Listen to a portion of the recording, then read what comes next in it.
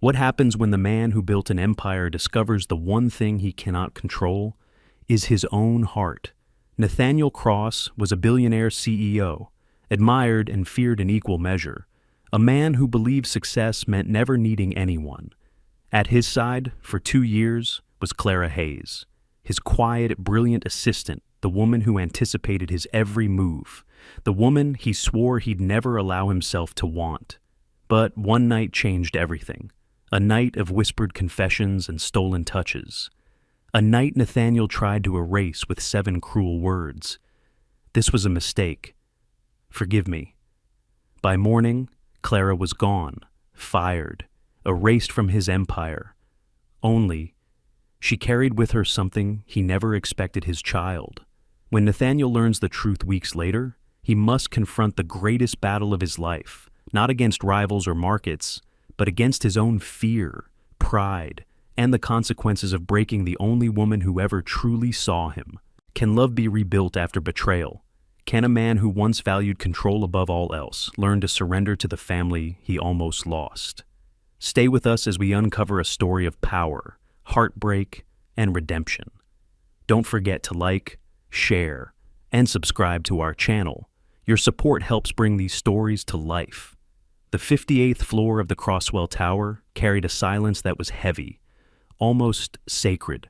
From his office windows, Nathaniel Cross could see Chicago stretched wide beneath him, Lake Michigan glinting under the morning sun, traffic pulsing like blood through the city's steel veins. To most, this view was the prize of a lifetime. To him, it was simply another reminder of how far he had climbed, and how far he had left everyone else behind. Nathaniel adjusted the cuffs of his dark navy suit. He was a man built on precision. Every line of his tailored jacket, every polished detail of the mahogany desk in front of him, spoke of control. At 42, he had transformed Croswell Industries from a struggling logistics company into a sprawling empire of steel, shipping, and energy. Shareholders spoke of him in reverent tones. Competitors called him ruthless. Employees rarely dared to call him anything at all. Yet, beneath the discipline and the stone-carved exterior, Nathaniel carried something no one in that tower could see, a weariness carved from years of survival. His father had lost everything in the recession when Nathaniel was only 12. He still remembered the eviction notice pinned to the door, his mother's tears muffled in the kitchen, his father's silent shame. That day, Nathaniel had promised himself he would never again live at the mercy of another man's decisions. Control would be his armor, success, his shield, and weakness would have no place in his life. A knock interrupted his thoughts. Mr. Cross. The voice was soft, measured, yet with a warmth that somehow slipped past his defenses. Clara Hayes stood at the doorway, tablet in hand. Auburn hair swept neatly into a bun. She had worked for him for nearly 2 years, and, in that time, Nathaniel had come to rely on her in ways he didn't allow himself to admit. She anticipated his needs before he spoke them, shielded him from unnecessary distractions, and carried herself with a quiet composure that set her apart from the frenetic ambition of the corporate world. She crossed the room with the fluidity of someone who knew his rhythm. Your 10 o'clock is waiting in the conference room. Would you like me to join for notes? Nathaniel's gray eyes lifted from the contract he was reviewing. For a fraction of a second, he noticed details he shouldn't have, the way a strand of hair had slipped loose near her temple, the faint vanilla scent she always carried, the green flecks in her eyes when the sunlight caught them. He pushed the thoughts away. Distraction was weakness. Yes, he said curtly. Bring the file on their last quarter. She nodded, efficient as always. But he thought he saw the hint of a smile flicker across her face before she turned. Clara never wasted words, and yet her presence filled the room more than the chatter of a dozen board members. When she left, Nathaniel leaned back in his chair, jaw tightening. He could command an army of lawyers, out-negotiate billionaires, and bend markets to his will. But the simple presence of his secretary managed to chip away at the walls he had built since boyhood. It unsettled him, this quiet erosion. Later that morning, the conference room buzzed with the controlled chaos of corporate theater.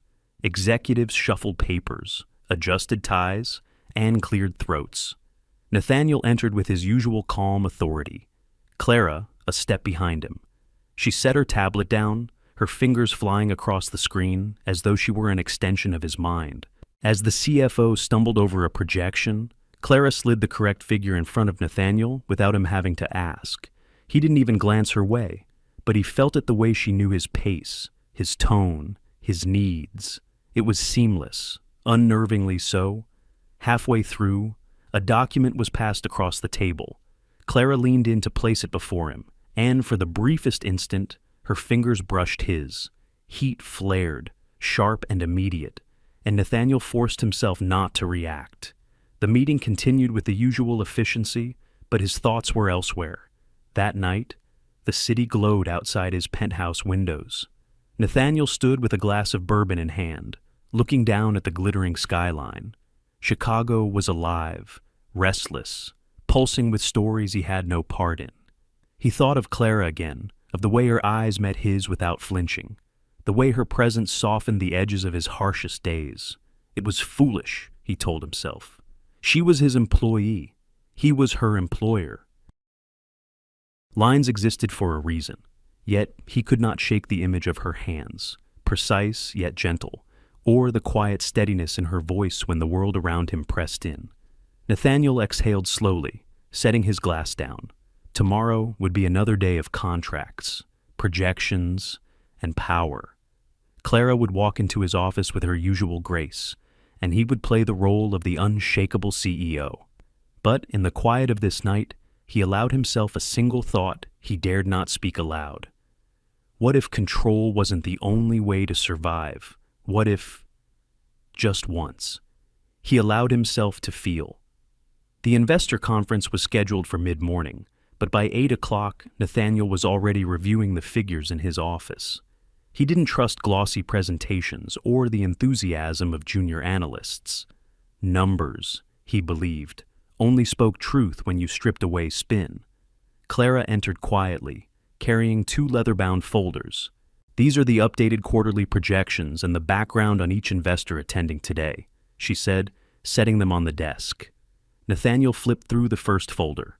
The pages were crisp, perfectly tabbed. Clara's handwritten notes appeared in the margins, short, precise, yet rich with context. She had a gift for cutting through excess and distilling information into what mattered most. You included their secondary interests, Nathaniel noted. Clara nodded. Mr. Rinaldi is deeply tied to green energy initiatives. He'll want reassurance that our logistics division is investing in sustainability. And Ms. Keener. She hesitated. Her husband sits on the board of a competing firm. She'll be watching for weaknesses. Nathaniel's lips curved almost into a smile. You think of everything. Clara lowered her gaze, perhaps to hide the faint pink rising in her cheeks. It's my job, sir. But Nathaniel knew it was more than that.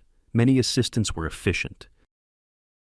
Few possessed her depth of intuition, her ability to anticipate unspoken needs. It was as though she read the air around him, adjusting her presence with effortless precision. By the time they walked into the 30th floor boardroom, the long oak table gleamed under the fluorescent lights, water glasses perfectly aligned. The investors were already seated, murmuring among themselves. Nathaniel entered with measured steps, his expression calm and unreadable. Clara followed at his side, carrying her tablet, her quiet poise drawing more than one curious glance. The meeting began, projections displayed on large screens. The investors fired questions, probing for cracks. Nathaniel answered with steady authority, his voice deep, unwavering. Yet, more than once, his rhythm faltered not from uncertainty about numbers, but from the woman seated beside him. Clara never interrupted, but she was always there. When an investor asked about overseas tariffs, she slid the relevant chart in front of Nathaniel without being asked. When another raised concerns about infrastructure delays, she had already highlighted the solution. Her movements were small, efficient, but Nathaniel felt each one like a pulse of energy. At one point, she leaned in to adjust a document, Her hand brushed his again, fleeting yet undeniable. The contact lasted less than a second, but it was enough to still the air between them. Nathaniel kept his gaze on the spreadsheet, but his mind raced. It was absurd, he told himself. He had built walls higher than this tower, brick by brick, over decades. No one touched him, not emotionally, not physically without permission. Yet one accidental brush of Clara's hand and his composure threatened to fracture. He answered the investor's question with mechanical precision, his voice steady even as heat lingered at his fingertips. Out of the corner of his eye, he saw Clara withdraw, her face carefully neutral, though her lips pressed together as if she too had felt the unspoken current. When the meeting ended, the investors left impressed, some even unsettled by Nathaniel's usual dominance. He should have felt victorious. Instead, he remained seated, staring at the empty chairs, every muscle taut. Clara began gathering the materials, her movements brisk but not rushed. She slipped the folders back into her bag, her eyes fixed on the task. The silence between them was not the comfortable silence of professional routine, but something heavier, charged. Finally, Nathaniel rose. "Send me a summary by this afternoon," he said, his tone clipped, as though efficiency could erase what had passed between them. Clara only nodded. Of course. He watched her leave, the door closing softly behind her. Alone again. Nathaniel pressed his hands against the table. He could face down hostile boards, negotiate billion-dollar contracts, stare across a courtroom at rivals who wished to ruin him. But the quiet strength of one woman unsettled him more than all of them combined. She is not weakness, he told himself firmly. And yet, why do I feel lighter when she's near? That night, the city sprawled outside his penthouse windows like a constellation of false stars. Nathaniel sat in his leather armchair, a glass of bourbon untouched on the side table. The silence was thick, broken only by the faint hum of traffic 30 stories below. He looked around the apartment, steel and glass, immaculate surfaces, the trappings of power. Everything here was designed to project control, wealth, and status. Yet not a single object offered warmth. No laughter echoed off these walls. No family photos lined the shelves. The refrigerator held imported water and little else. For years, Nathaniel had convinced himself this was the cost of survival. Better to be alone than vulnerable, better to command respect than to risk love and lose it. Yet tonight, as he replayed the brush of Clara's hand, the focus in her eyes, the way she seemed to ground the chaos around him, he wondered if perhaps he had mistaken emptiness for safety. He rose and walked to the window. The city glittered back at him, a million lights, each representing lives filled with joy, sorrow, connection.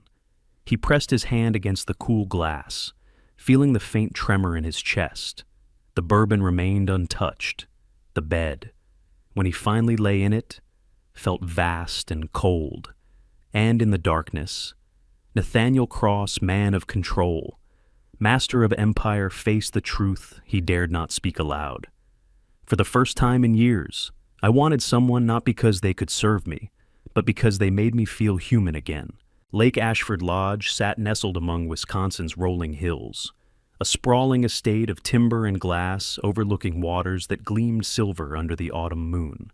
For most of Crosswell's executives, the annual retreat was a chance to celebrate profits, cement alliances, and bask in the luxury Nathaniel Cross provided. For Nathaniel, it was another stage, another performance in the theater of power. Clara Hayes arrived 2 days early to coordinate logistics. Nathaniel watched her from a distance during the setup, her calm voice directing staff, her steady hands checking details others overlooked. She moved with purpose, but without the brittle urgency he often saw in corporate settings.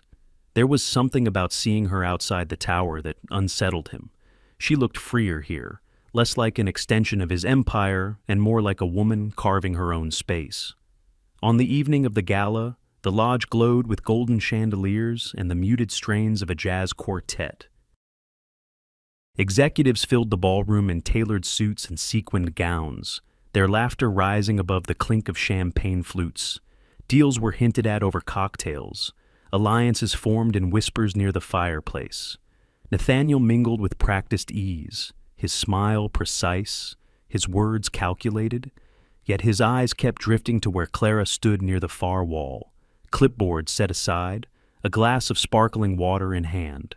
She wore a deep green dress, simple but elegant, the color bringing out the green in her eyes.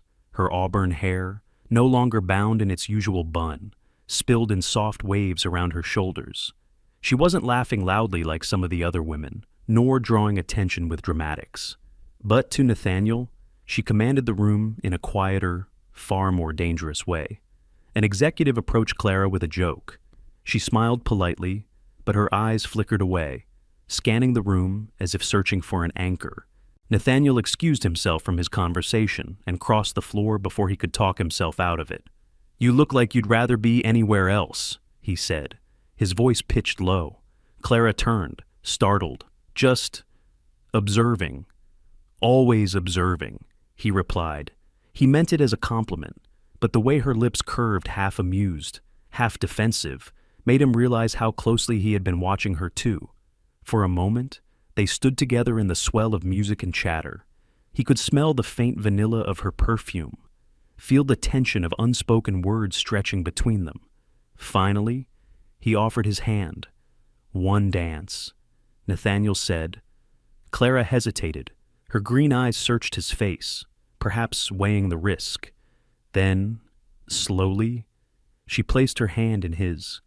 The quartet shifted into a slower tune, and Nathaniel drew her onto the dance floor. His hand rested lightly at her waist. Her other hand settled against his shoulder. They moved with surprising ease, steps falling into rhythm as though they had done this many times before. Nathaniel bent his head slightly. "Do you know what people say about me, Clara?" She raised an eyebrow. "That you don't dance." He almost laughed, a rare sound, rough and unpolished. "That, too. But mostly they say I don't feel, that I'm a machine, efficient, unshakable." Clara's voice was quiet, but firm. "Machines don't build empires. Nathaniel, people do, people with scars, with fears, with something worth protecting." Her words cut deeper than any boardroom insult ever had. He tightened his hold fractionally, his chest brushing hers as they turned. "And what if I told you," he whispered, "that you are the only person who makes me wonder if that armor I've carried all these years has become a prison?" Clara's eyes lifted to his, and for a heartbeat, the entire ballroom faded. No chandeliers, no investors, no empire, just the quiet thunder of her gaze, and the confession he had never given voice to before. The music ended, but neither of them moved. When reality finally intruded, Clara pulled back gently. "We should keep this professional," Nathaniel echoed, the word tasting bitter. The night wound down with speeches and toasts. Nathaniel performed his role flawlessly, but beneath the facade, his mind spun. When the clock struck midnight, Clara slipped toward the elevators, heels clicking softly against marble. Nathaniel followed at a distance. He told himself it was coincidence, but when the doors opened and she stepped inside, he was already there. The space was small, the mirrored walls reflecting truths neither wanted to face. Clara pressed the button for the 12th floor. Nathaniel said nothing, but the silence between them vibrated with tension. "Mr. Cross," she began, but her voice faltered when she saw the rawness in his eyes. "Clara," he said, and the sound of her name in his unguarded tone unraveled her composure. The elevator hummed upward, at the 5th floor. Nathaniel stepped closer, the air tightening. "Tell me to stop," he murmured. Clara's breath caught. Her hand hovered over the emergency button, but she didn't press it. Instead, she whispered, "And if I don't, that was all it took." Nathaniel's lips found hers with a hunger that shocked even him. The kiss was not calculated, not controlled. It was 20 months of restraint breaking like a dam. Clara responded with equal urgency, her fingers clutching the lapel of his jacket as though to steady herself. By the time the elevator reached their floor, they were no longer strangers bound by professionalism. They were two people who had crossed a line they could never uncross. The hallway blurred as they stumbled toward his suite, stopping every few steps to steal another kiss, each one deeper than the last. When the door closed behind them with a soft click, it felt less like trespass and more like fate, dangerous, undeniable, and utterly consuming. The suite was quiet except for the muffled rhythm of their breathing. Beyond the glass walls, Lake Ashford shimmered under the moonlight, 1,000 silver ripples carrying the secrets of the night. Inside, Nathaniel and Clara found themselves tangled in sheets, their bodies still trembling from the storm they had finally surrendered to. For hours, they had moved between urgency and tenderness, the hard edges of restraint giving way to something raw, almost reverent. Nathaniel, who had spent his life mastering control, discovered an unfamiliar vulnerability in the way he held her, in the way her green eyes softened when they met his. Each kiss had been a confession, each whispered name a plea. When exhaustion finally settled, Clara lay against his chest, her hair brushing his skin. Nathaniel rested his hand on her back, steadying his breath. He should have felt victorious, the way he always did after sealing a deal or winning a battle. But this wasn't conquest. This was something else, something far more dangerous. "Don't look so serious," Clara murmured sleepily, her voice muffled against him. He almost smiled, almost, "I'm not used to this." Her head lifted slightly. To what? To needing someone. He admitted. For a moment, silence hung between them. Then Clara pressed a soft kiss to his chest, as if to reassure him. "You don't have to say anything tonight," she whispered. "Just be here." Nathaniel closed his eyes, and for the first time in years, he allowed himself to drift into sleep with another person in his arms. But when dawn crept through the curtains, the weight of his choices pressed down harder than any boardroom crisis. He woke before Clara, her face peaceful in sleep, her hand resting lightly on his chest. For one dangerous instant, he considered staying, considered letting the morning sun bear witness to a new beginning. Then fear struck. Images flashed through his mind, headlines about scandal, shareholders questioning his judgment, whispers of favoritism, weakness, and deeper still, the memory of his father's collapse, the loss of everything because he had trusted too much, loved too much. Control, Nathaniel reminded himself, was the only thing that kept the world from devouring him. He slipped from the bed carefully, dressing in silence. At the desk, he found hotel stationery and a pen. His hand trembled as he wrote the words he convinced himself were necessary. "This was a mistake. Forgive me." No signature, no explanation. Just 7 words that tasted like ash in his mouth. He placed the note on the pillow where his head had rested hours before.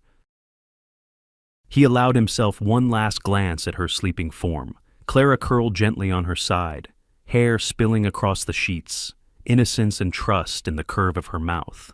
A pang cut through his chest, sharp enough to make him falter at the door. But he turned away. By the time Clara stirred, the suite was bathed in morning light. She reached out instinctively, fingers brushing cool sheets where warmth should have been. Confusion flickered across her face as she sat up, scanning the empty room. Then she saw the note. Her breath caught. She picked it up with trembling hands, reading the 7 words once, twice, as though repetition might alter their meaning. This was a mistake. Forgive me. Her vision blurred. She pressed the paper against her chest, fighting the rising ache. For a long moment, she sat motionless, every heartbeat echoing louder than the next. When the tears finally came, they were silent, sliding down her cheeks unchecked. She dressed with mechanical precision, folding her dress back into its garment bag, collecting her few belongings. She dabbed her eyes with a tissue, willing herself back into the armor of professionalism. By the time she left the suite, her face betrayed nothing but composure. Inside, however, something had splintered.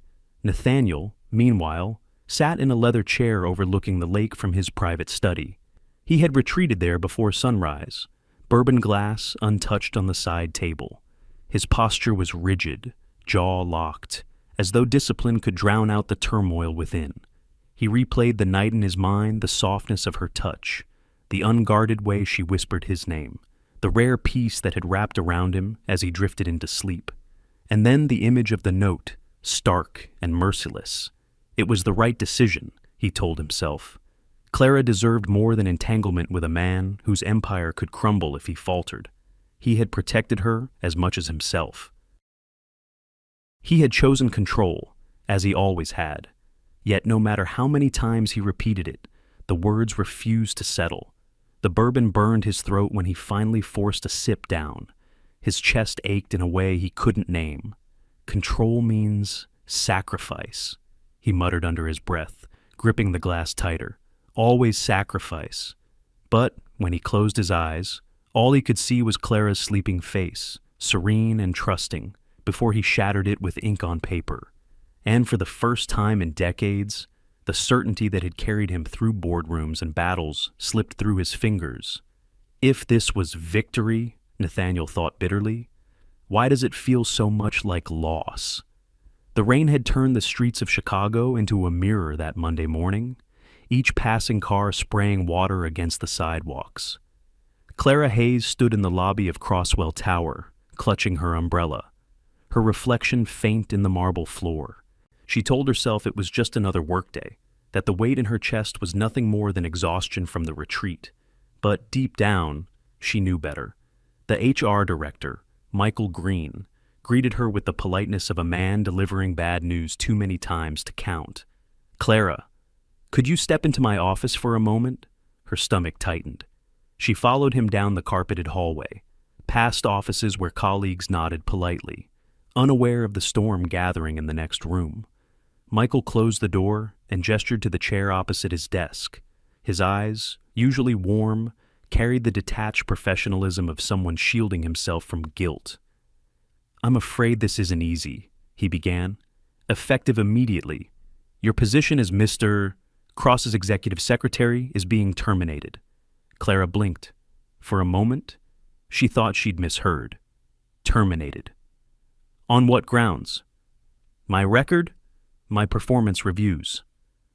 Michael shifted uncomfortably. "Your work has been exemplary." "This isn't about performance. Mr. Cross expressed concerns about compromised professional boundaries. He feels it's in everyone's best interest to make a clean break." The words landed like blows, each one sharper than the last.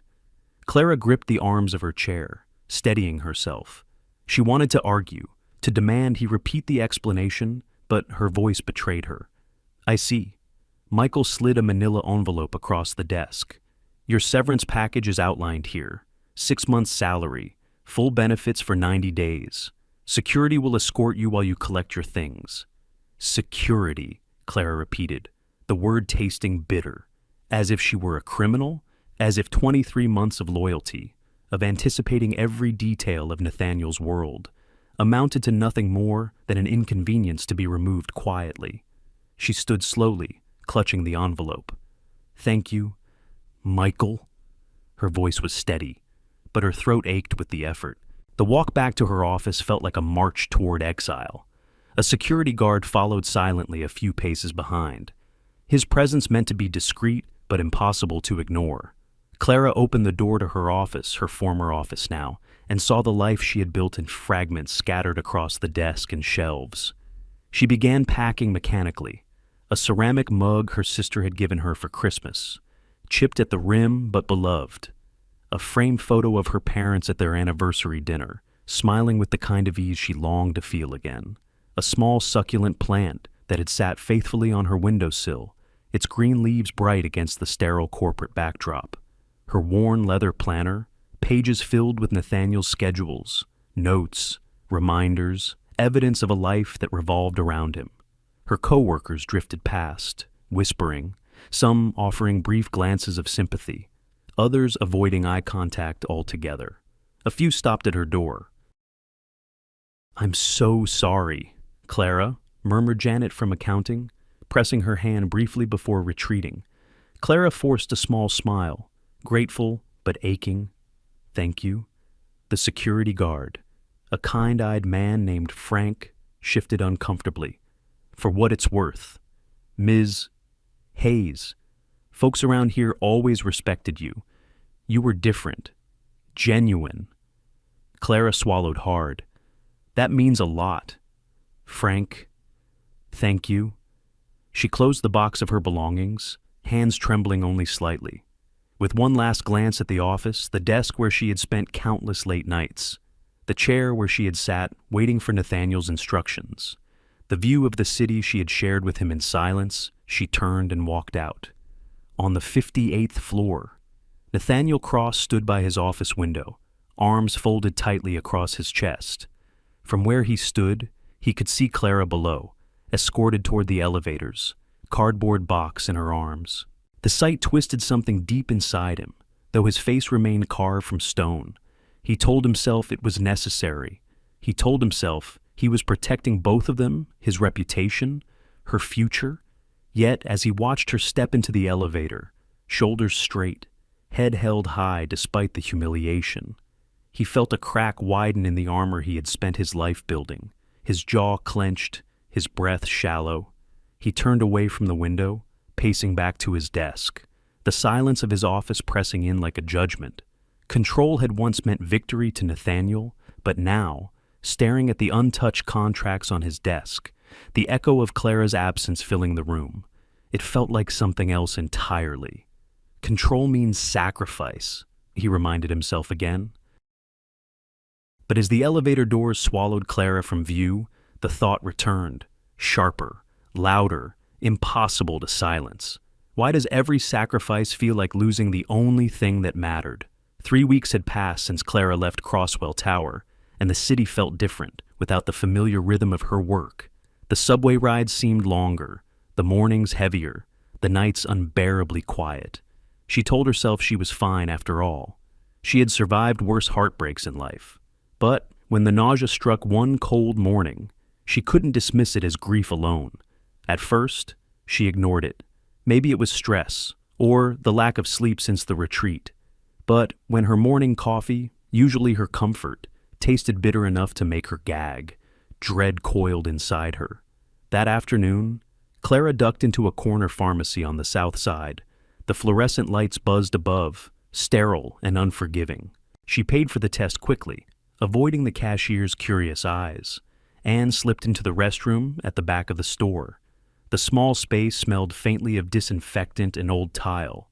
Clara locked the stall, sat down on the edge of the toilet seat, and stared at the unopened box in her hands. Her heart pounded so hard she could hear it in her ears. "You're being ridiculous," she whispered to herself. "It's just stress." But deep down, she knew. She tore open the package with shaking hands, followed the instructions mechanically, and waited. 2 minutes stretched like an eternity. She focused on the cracked tiles, on the faint graffiti scrawled across the stall door. Anything but the white stick sitting on the edge of the sink. When she finally forced herself to look, the world tilted. 2 pink lines, bold, unmistakable, final. Her breath caught, and she gripped the edge of the sink as her knees threatened to give way. Tears stung her eyes, not just from fear, but from the enormity of what the tiny lines represented. Pregnant. Nathaniel's child. For a moment, anger surged. He had fired her, cast her aside as if she were nothing but a liability. And now this proof of a night he would likely pretend never happened. Her hand moved instinctively to her stomach. "If he doesn't want us," she whispered, voice trembling, "I'll still be enough. I have to be." And then, unexpectedly, something else bloomed inside her. A strange, fierce sense of strength. This life, growing quietly within her, was hers to protect. Whatever Nathaniel had taken, he could not take this. Clara left the pharmacy with her head held higher than it had been in weeks. She didn't know how she would manage rent, medical bills, or the uncertainty of single motherhood. But for the first time since that wretched note, she felt a reason to keep moving forward.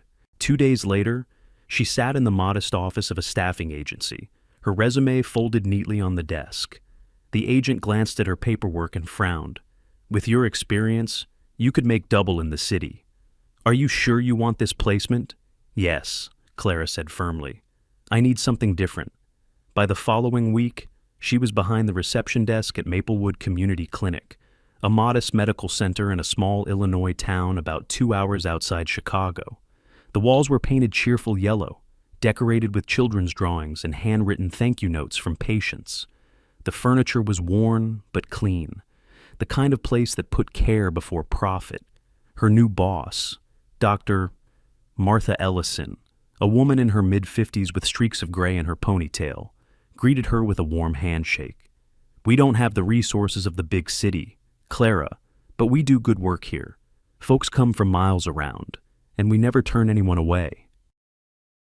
Clara smiled, genuine for the first time in weeks. That sounds exactly like what I need. Life in Maplewood moved at a slower pace. Each morning, Clara walked to work past red brick storefronts, where neighbors waved even if they didn't know her name. The local diner, with its cracked vinyl booths and smell of bacon grease, became her spot for breakfast. The bookstore downstairs from her apartment smelled of dust and paper, run by an elderly couple who insisted on slipping her extra bookmarks with each purchase. Her apartment was small, a single bedroom above the shop, with a squeaky radiator and uneven floors. But the windows looked west toward the rolling fields, and at night she could hear crickets instead of sirens. She bought a second-hand lamp, a quilt from the thrift store, and a ceramic vase for the windowsill. Piece by piece, she built a fragile sense of home. Each evening, after a long day at the clinic, she sat at her tiny kitchen table, sipping tea and placing her hand on her still flat stomach. Fear remained of money, of judgment, of raising a child alone. But alongside it was something steadier. Resolve. Her child would not grow up feeling unwanted. Her child would know love, even if it came only from her. Clara Hayes had been many things: secretary, confidant, silent partner in a world that had thrown her away when she dared to matter. But now, she was something else entirely stronger, braver, carrying the promise of a future no one could strip from her. And in the quiet of Maplewood, with the October leaves turning gold outside her window, she began to believe that maybe, just maybe, she could be enough. The Croswell Tower loomed above Chicago as it always had, its steel edges catching the afternoon light like a crown. Inside, business moved with its usual rhythm. Executives filed into meetings, assistants hurried through hallways, and decisions worth millions were made before lunch. But to Nathaniel Cross, the tower had never felt emptier. Clara had been gone for over a month. On paper, nothing had changed. Profits were steady, contracts secure, shareholders satisfied. Yet every morning, when he stepped into his office, the silence pressed against him like a weight. His new assistant, Victoria Hale, was efficient in all the ways a CEO could demand. Her schedules were immaculate, her notes precise, her tone deferential, but she lacked something intangible, something Nathaniel had once taken for granted. Victoria never anticipated his needs before he voiced them. She never placed the right file at his fingertips mid-conversation, or softened a tense meeting with her quiet poise. She never left behind that faint trace of vanilla that lingered long after Clara had walked out. Nathaniel caught himself snapping once harsh words over a misfiled document. Victoria apologized quickly, but the flash of irritation wasn't about her mistake. It was about the absence she could never fill. At night, his penthouse high above Michigan Avenue felt cavernous. The glass walls framed a glittering skyline, but the lights of Chicago no longer impressed him. He would sit in his leather chair with a tumbler of whiskey, staring out at the city he had conquered, and feel nothing but hollowness. The liquor dulled the edge of his thoughts, but not enough to erase Clara's face from his memory. He saw her everywhere in the confident tilt of her head, in the way her green eyes softened when she looked at him, in the steadiness she carried into his chaos. He had built an empire by mastering control, but he could not control the ghost she left behind.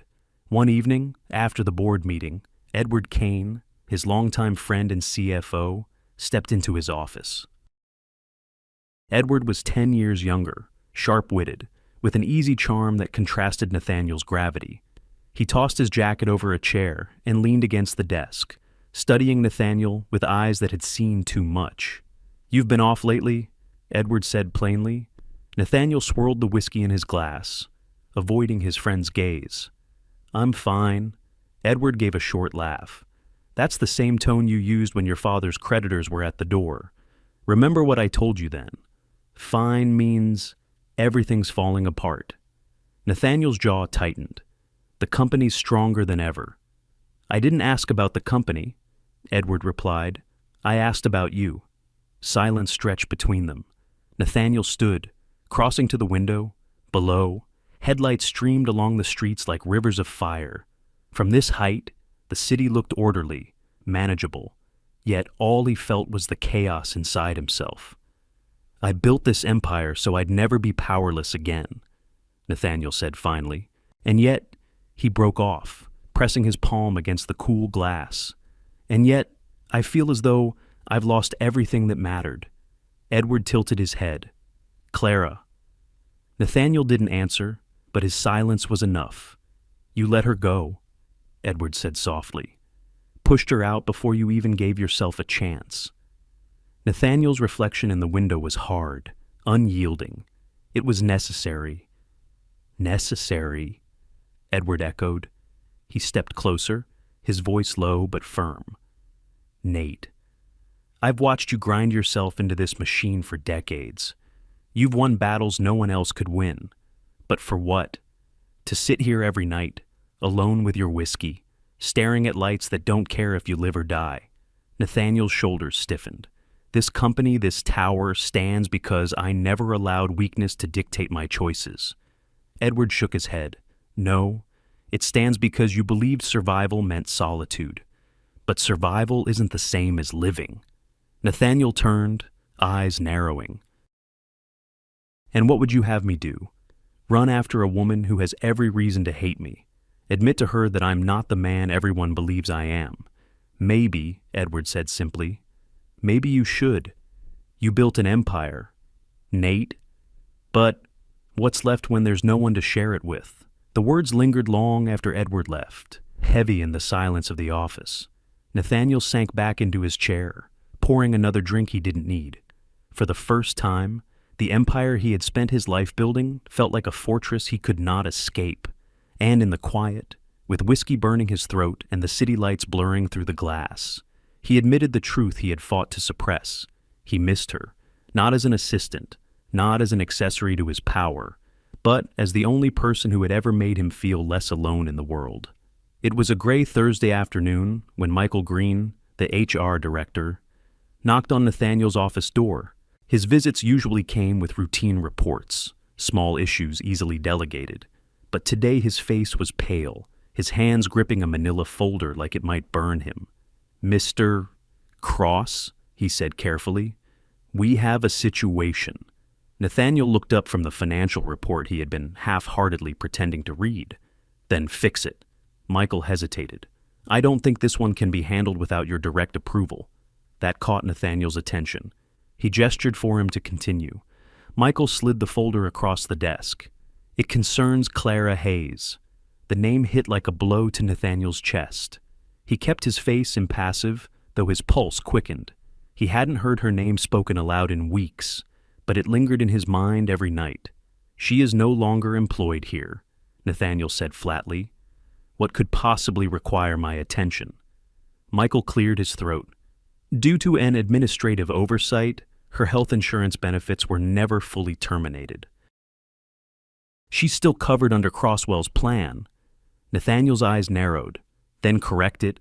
Michael shifted uncomfortably. "That's the problem. She's been using the coverage." Nathaniel leaned forward, his voice sharp. "For what?" Michael hesitated just long enough for dread to claw up Nathaniel's throat.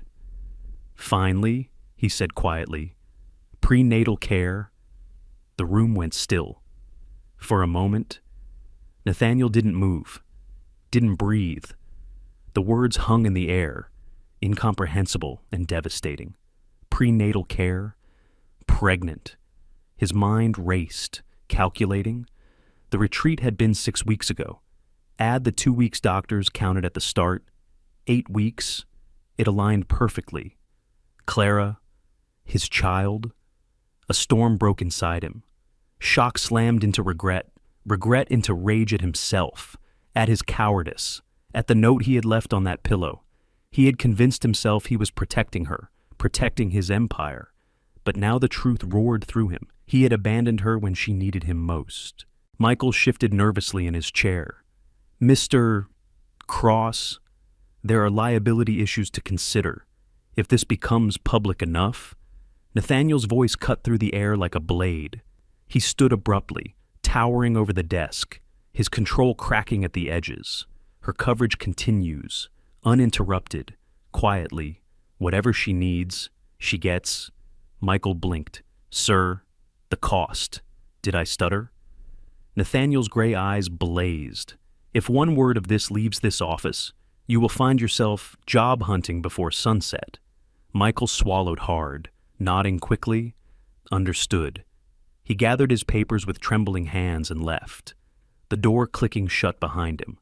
The silence that followed was unbearable. Nathaniel sank into his chair, staring blindly at the skyline beyond the glass. His reflection stared back cold, composed, but beneath the surface, fractured. She's carrying my child, he whispered to himself. The words tasted foreign, terrifying, yet undeniably true. For years he had dismissed the idea of children, too messy, too vulnerable, too human. But this was different. This was Clara's child, the woman who had steadied him without ever asking for anything in return, the woman he had cast aside as if she were disposable. He pressed his hands to his face, exhaling raggedly. For the first time in decades, the weight of his choices pressed on him like chains. He saw her in his mind, Clara, alone, perhaps struggling, carrying a secret he had forced her to bear without him. 1,000 regrets clawed at him. The night he walked away, the note he left, the cold order to HR. All of it felt like cowardice disguised as control. But it wasn't too late. Not yet. He reached for his phone, opening her contact information. The number was still there. He had stared at it countless times in the past month, thumb hovering over the call button, never finding the courage to press it. Now. His hands shook as he held the phone. What would he even say? I fired you for getting too close. But now that you're carrying my heir, let's talk. The thought sickened him. He set the phone down, his chest heaving. Words would not be enough. Not this time. Nathaniel rose and paced the office, every step echoing like judgment. He needed to know where she was, needed to see her with his own eyes, not as a CEO, not as a man guarding his empire, but as the father of the child she now carried. And for the first time in his life, Nathaniel Cross felt utterly powerless. The 2-hour drive from Chicago to Maplewood felt longer than any international flight Nathaniel Cross had ever taken. His Bentley glided along rural highways lined with amber fields and fading barns. But his mind was anything but calm. For decades, he had been master of every negotiation, architect of every victory. Yet, as the town's modest sign appeared, "Welcome to Maplewood, Illinois, Pop." 8-342, he felt like a boy again, about to knock on a door he had once slammed shut. He found the Maplewood Community Clinic on Main Street, tucked between a hardware store and a diner with a faded sign promising best pie in Illinois. The building was simple, 2 stories of red brick with cheerful flower boxes in the windows. Nothing about it spoke of prestige or power. Yet, as Nathaniel sat in his car, he felt an unfamiliar envy. Through the glass doors, he saw her, Clara Hayes. She wore pale blue scrubs, her auburn hair tied loosely back, strands falling around her face. She was bent over the reception desk, gently helping an elderly man fill out a form, her voice soft and patient. Behind her, a child clutched a worn teddy bear, while Clara offered a sticker and a reassuring smile. Nathaniel's chest tightened. She looked different here, lighter, more grounded. The constant tension she had carried at Croswell Tower was gone. In its place was a quiet strength, a peace he had never been able to give her. She was glowing. He sat frozen, hands gripping the steering wheel, afraid that walking inside would shatter the fragile sanctuary she had built. For the first time, he wondered if she was truly better off without him. A sharp rap on his window startled him. He turned to see a woman in her mid-50s with streaks of gray in her hair, pulled into a practical ponytail. She wore a white coat over jeans, her stance firm, her expression protective. Nathaniel lowered the window. "You're him, aren't you?" she asked. He hesitated. "I don't know what you mean." She crossed her arms. "The one who broke her heart." Nathaniel's throat tightened. "You must be Dr. Martha Ellison," she supplied, her voice steady, eyes narrowing. "I run this clinic. Clara works for me. And before you say a word, let me be clear if you're here to wound her again. You'd better turn that car around and head back to your glass tower." Nathaniel's legendary composure faltered. Few people spoke to him this way. Yet, he found himself respecting her courage. She reminded him of Clara, quiet strength wrapped in steel. "I don't blame you for protecting her," he said softly. "But I'm not here to hurt her. Not this time." "Doctor..." Ellison studied him, her gaze sharp as a scalpel. "Then why are you here?" Nathaniel gripped the steering wheel tighter, as though it could steady him. "Because I've been a coward. I fired her when I should have fought for her. I left a note when I should have spoken the truth. And now she's carrying my child, and I can't stand by any longer. For the first time, Dr.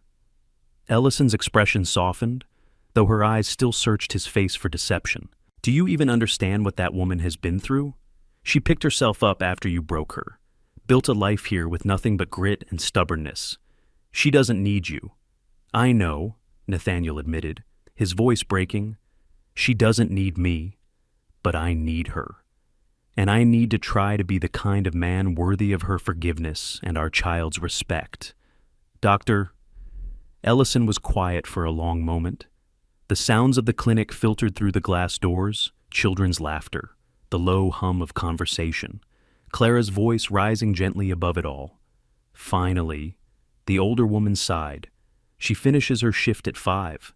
There's a diner next door. Dolly's, terrible pie, decent coffee. If you want to talk, meet her there, but listen carefully." Her eyes flashed with warning. "If you hurt her again, Nathaniel Cross, you'll answer not just to me, but to this entire town. We protect our own here." Nathaniel nodded, humbled, understood. "Dr." Ellison stepped back, her gaze lingering on him one last time before she returned inside. Nathaniel watched as Clara moved to help a young mother juggling a toddler and paperwork. Her movements were gentle, instinctive, full of a compassion he had never truly valued when she worked for him. And for the first time in his life, Nathaniel Crossman, who commanded boardrooms and conquered markets, felt utterly terrified, not of losing an empire, but of losing the only woman who had ever made him want to build something greater than power. The bell above Maplewood Diner's door jingled as Nathaniel stepped inside. The scent of bacon grease and burnt coffee hung in the air, the kind of aroma that never quite left a small-town diner, no matter how many times the floors were scrubbed. Red vinyl booths lined the walls, patched with duct tape here and there, and a jukebox in the corner sat silent, waiting for a quarter. It was nothing like the five-star restaurants Nathaniel was accustomed to, yet he felt more nervous walking into this place than he had facing hostile investors. Clara was already there. She sat in a corner booth, a cup of chamomile tea between her hands. She wore her scrubs beneath a cardigan, her auburn hair pulled back loosely. When she saw him, her posture stiffened, her expression carefully neutral. "Nathaniel," she said flatly. He inclined his head, sliding into the seat across from her. For a moment, neither spoke. The hum of the coffee machine filled the silence, punctuated by the clatter of dishes behind the counter. "You look well," Nathaniel said finally, his voice quieter than he intended. Clara's lips curved into something that was not quite a smile. "You sound surprised?" "I am," he admitted. "I hoped you'd be miserable without me." "Selfish, I know, but instead," he gestured toward her, "you look stronger, happier." Her green eyes narrowed. That's because I had to be. You didn't leave me with much choice. The waitress appeared, setting down a chipped mug of black coffee in front of Nathaniel. He barely noticed.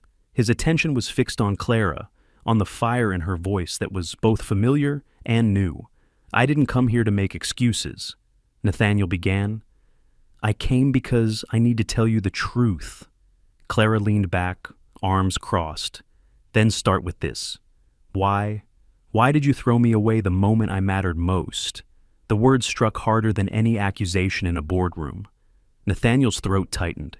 He stared into the steam rising from his coffee, then forced himself to meet her gaze. Because I was afraid, he said simply. Clara blinked, startled by the bluntness. Afraid of what? Of me. Of what you made me feel? Nathaniel replied. His voice was rough, unpolished. I've spent my entire life believing that control was survival, that needing someone was weakness. And then you came along, anticipating my every move, seeing through every wall I built, and suddenly I couldn't breathe without wondering what you were thinking, what you felt. Clara's eyes shimmered, but her voice was steady. So, you fired me. Nathaniel winced. Yes, because wanting you terrified me more than losing everything I built. She shook her head, pressing her hand against the table as if to steady herself. You left me a note. Nathaniel, 7 words. This was a mistake. Forgive me. Do you know what that did to me? To wake up alone after her voice broke. But she forced it back. I thought I mattered. And you erased me with ink on paper. Nathaniel swallowed hard. He slid from the booth, ignoring the curious glance of the waitress, and sank to one knee beside her. For once, he wasn't the CEO of Crosswell Tower. He wasn't the master of boardrooms or the architect of empires. He was just a man stripped of pride, desperate to be heard. I was a coward, he said, his voice raw. I can't undo that night, or the weeks that followed, but I will spend the rest of my life proving I can be better. Not for me, for you, for our child. Clara's breath caught. Her hand moved instinctively to her stomach. Don't you dare use this baby as your redemption story, she whispered fiercely. He doesn't exist to fix you. Nathaniel shook his head quickly. I know. I'm not asking for absolution because of the child. I'm asking for a chance to be the man you once believed I could be. Her eyes searched his face, looking for manipulation, for the cold calculation she had seen in boardrooms. But what she found instead was something that unsettled her, more sincerity.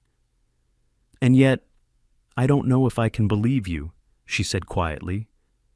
You broke something in me, Nathaniel.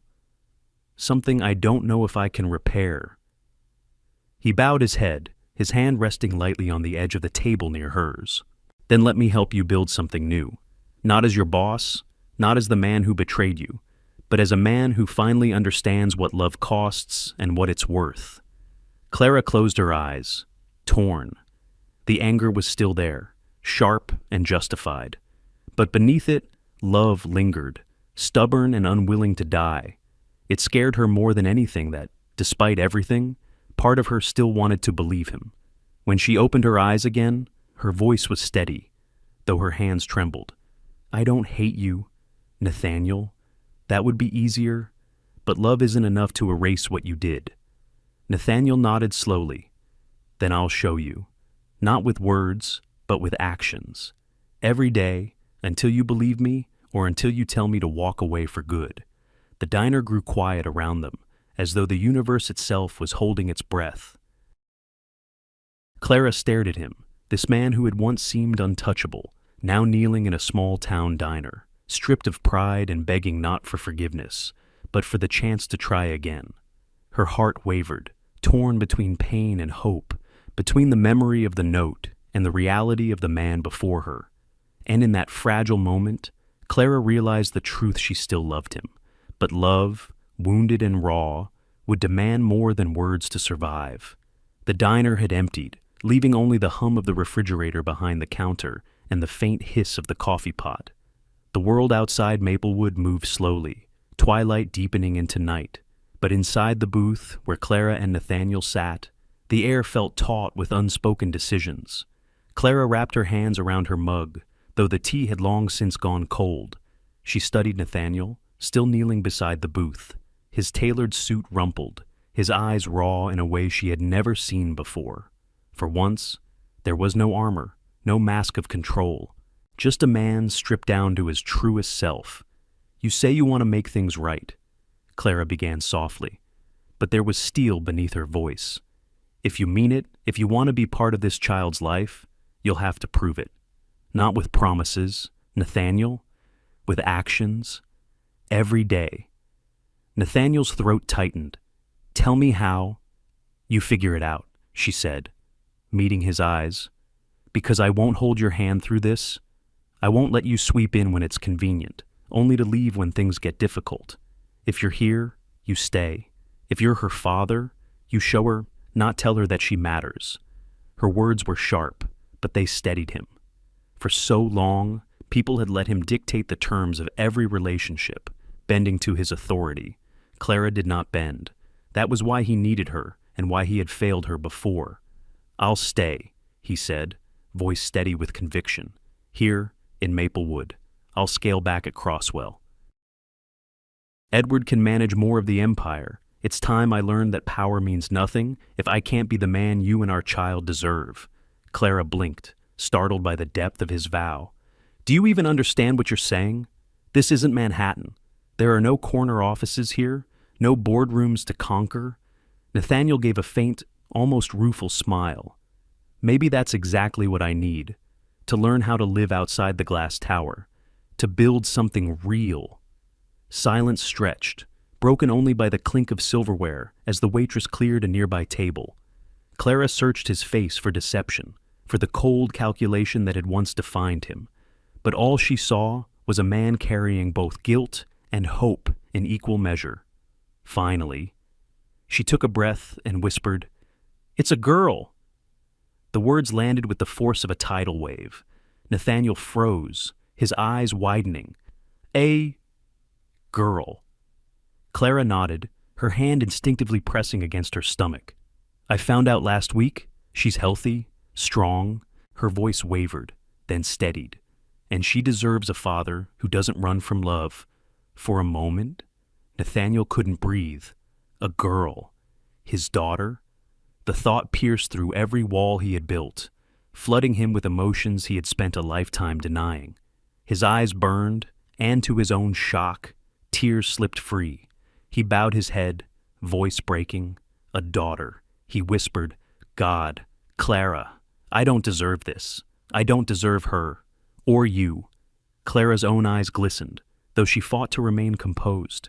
"This isn't about deserving, Nathaniel. It's about choice. Will you choose her? Will you choose us every day, not just when it feels noble?" He lifted his gaze, gray eyes fierce with a kind of determination she had never seen. "Yes, I'll choose you both, every single day. Not to fix what I broke, but to build something new, something better." Clara studied him, her heart warring with memory. She remembered the note that had shattered her, the humiliation of being escorted from Crosswell Tower. But she also remembered the man who had held her as though she were precious, the man who now knelt in a small-town diner with tears in his eyes, begging not for power, but for love. Slowly, she reached across the table, her hand brushing his. "Then start by showing me. With patience, with presence, with honesty. Show me that Nathaniel Cross, the man, can love without conditions." Nathaniel closed his hand over hers, holding it as though it were the lifeline he had been searching for his whole life. His voice was steady, though his shoulders trembled. "I will. Every day. I will." The waitress, Ruby, refilled Clara's tea quietly, casting a curious glance at the scene but saying nothing. Around them, the diner returned to its ordinary rhythm, the doorbell jingling as locals came and went, the scent of bacon lingering in the air. But for Clara and Nathaniel, it felt like the beginning of something extraordinary. Nathaniel straightened, sliding back into the booth. His pride, once his strongest armor, no longer seemed important. What mattered now was the fragile trust across the table and the life growing between them. Clara sipped her tea, her hand still resting near his. For the first time in weeks, she allowed herself to imagine a future not defined by fear, but by possibility. A future where love, though scarred, might still be enough to build something new. The October sun poured through the maple trees that lined the quiet street, painting the sidewalks in shades of red and gold. A small white house sat halfway down the block, its shutters freshly painted, its garden dotted with late-blooming sunflowers. The laughter of a child carried through the open kitchen window, pure and unrestrained, a sound that once would have seemed unimaginable in Nathaniel Cross's world. Inside, the kitchen smelled faintly of burnt pancakes. Nathaniel stood at the stove, wielding a spatula with far less grace than he had once commanded in a boardroom. The griddle hissed defiantly as another pancake blackened around the edges. "Daddy! No!" squealed Lillian Cross, 18 months old, her curls bouncing as she clapped tiny hands from her high chair. Her gray eyes sparkled with mischief. His eyes, unmistakably, but her laughter belonged entirely to herself. Nathaniel sighed, flipping the pancake onto a plate with mock solemnity. "Your father has closed billion-dollar deals, young lady, but he still can't conquer breakfast." Clara leaned against the counter, wearing an old sweatshirt over leggings, her auburn hair pulled into a messy bun. She grinned, holding out a plate of perfectly golden pancakes she had cooked earlier. "Good thing she has me." Then, Nathaniel smiled at her, the kind of smile that softened all the sharp edges time had carved into him. "Good thing I have you both," he said, pressing a kiss to her temple as he passed by. 2 years had reshaped his life, more than 4 decades of empire building ever had. The Croswell Tower still stood in Chicago, but Nathaniel now visited only once a month, reviewing reports that Edward Kane sent with efficiency and trust. The empire no longer consumed him. Instead, his days were filled with tasks he once would have considered trivial, repairing a fence post, planting herbs in the backyard garden, rocking Lillian to sleep when nightmares startled her awake. And yet, those tasks filled him with a satisfaction no quarterly projection ever had. After breakfast, Clara bundled Lillian into a tiny sweater dotted with sunflowers, and they walked together to the farmer's market on Main Street. Neighbors waved, calling out greetings by name. Mrs. Donnelly from the bakery slipped Lillian a small sugar cookie, while the hardware store clerk teased Nathaniel about his crooked garden rows. Nathaniel accepted it all with humility. Here, in Maplewood, he was not the billionaire CEO. He was just Nathaniel, Clara's husband, Lillian's father, the man still learning how to live a life measured not in dollars, but in laughter and love. That afternoon, he crouched in the backyard, dirt under his fingernails as he tried to coax stubborn tomato plants into order. Lillian toddled beside him, more interested in pulling weeds than helping, while Clara sat on the porch swing, a book forgotten in her lap, as she watched them with quiet joy. When evening came, Nathaniel carried his daughter upstairs, her small arms looped around his neck, her head heavy on his shoulder. He settled into the old rocking chair by the window, opening the storybook she had demanded every night that week. His voice, once sharp and commanding, softened as he read about princesses and dragons. By the time he reached the last page, Lillian was asleep, her breath warm against his chest. He lingered there, holding her, his heart aching with a love he had once been too afraid to embrace. Later, as he joined Clara on the porch, the night air cool around them, he reached for her hand. The maple leaves rustled in the breeze, carrying the faint scent of wood smoke from a neighbor's chimney. "Do you ever think about what we almost lost?" he asked quietly. Clara squeezed his hand. "Every day, and every day I'm grateful we didn't." Nathaniel exhaled, the weight of his past mistakes still present, but no longer crushing. "The greatest fortune isn't measured in dollars, Clara. It's here in this house, in her laughter, in these moments we almost let slip away." She rested her head against his shoulder, smiling softly. "Then maybe you finally learned how to be rich." He kissed her hair, pulling her close. And as the night deepened around them, Nathaniel Cross, once the man who believed control was everything, understood that surrender, love, and forgiveness had made him wealthier than any empire ever could. The house on Maple Street glowed warmly against the autumn dark, filled with laughter, love, and the promise of tomorrow. And as the story of Nathaniel and Clara closed, one question lingered, not for them, but for everyone who listened. Would you find the courage to forgive someone who once broke your heart, at its heart? Nathaniel and Clara's story is not just about love, it's about courage, humility, and the choices that define us. Nathaniel had everything the world could measure: wealth, power, prestige. Yet he discovered that none of it mattered when compared to the quiet grace of a woman who saw through his walls and the child who reminded him what truly lasts. The lesson is simple, yet profound: success without love is an empty victory. Control, pride, and fear may protect us for a while, but they also isolate us. It often takes losing something precious to realize that the greatest fortune lies not in what we own, but in who we hold close. For many of us, especially as the years pass, this truth becomes clearer. Forgiveness is not weakness, but strength. Choosing to build again after heartbreak requires more courage than walking away. And sometimes, the most ordinary moments, a child's laughter, a partner's steady hand, a family meal, become the treasures that outshine every dollar earned. So, perhaps the question for each of us is this: are we brave enough to forgive, to love, and to begin again, even after being broken? Thank you so much for spending your time with us and listening to this story. If it touched your heart, inspired you, or made you reflect on life, we'd be truly grateful if you could support our channel.